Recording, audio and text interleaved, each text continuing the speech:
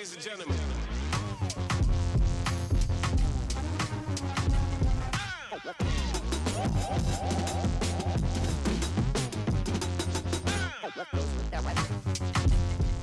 Let's talk radical equations. So radical equations, like rational equations, have the possibility of having fake or extraneous solutions, and it happens when we multiply by x, which doesn't seem as apparent in this one as it did in the last one, but do keep in mind that we have certain limitations with some operations, can't divide by 0, and we can't take the even root of a negative number.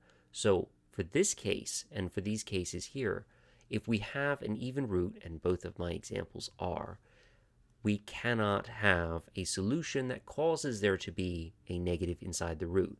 Please be careful. I am not saying that you can't have a negative answer, but you can't have a negative result of plugging in your answer when it's still underneath that square root.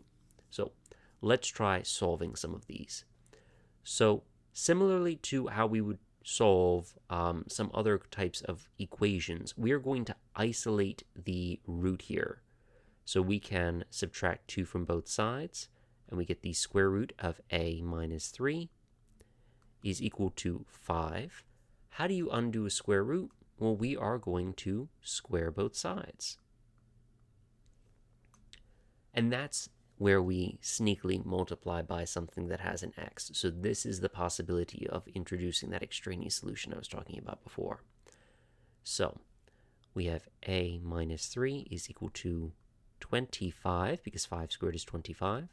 And we can add 3 to both sides. We get a is equal to 28.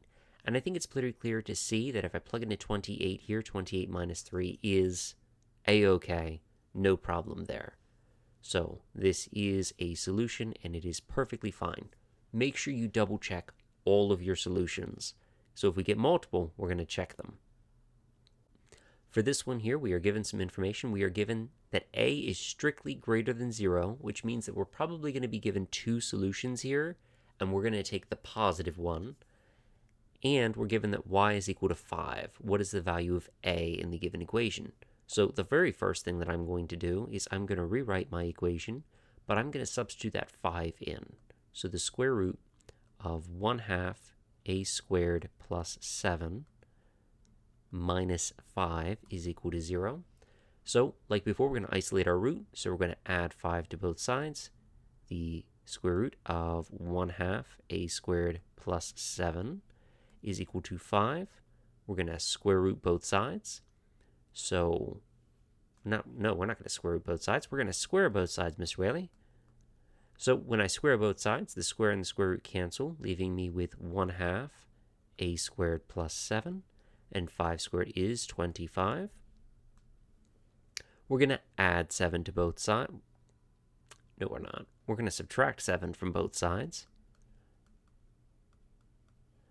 And that gives us 1/2 a squared is equal to 25 minus 7, which is 18.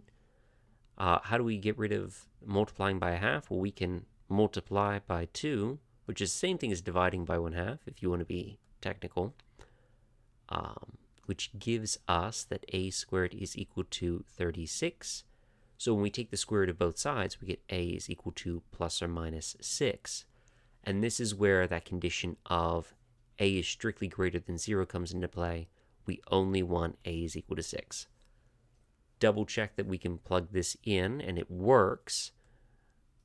We're going to go back up here. 6 squared is 36. Half of that is 18. 18 plus 7 is 25. And 25 is positive, so we're good. So that case did not come up here, but it can come up, especially if you're practicing with solving these types of equations. So just be careful and double check everything.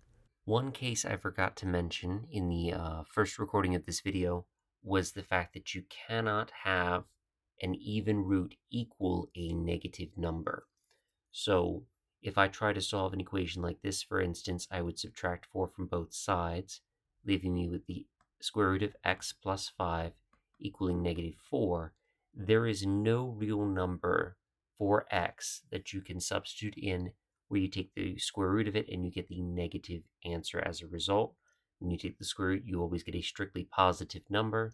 So anytime you have an instance like this, where it equals a negative, there are just no solutions.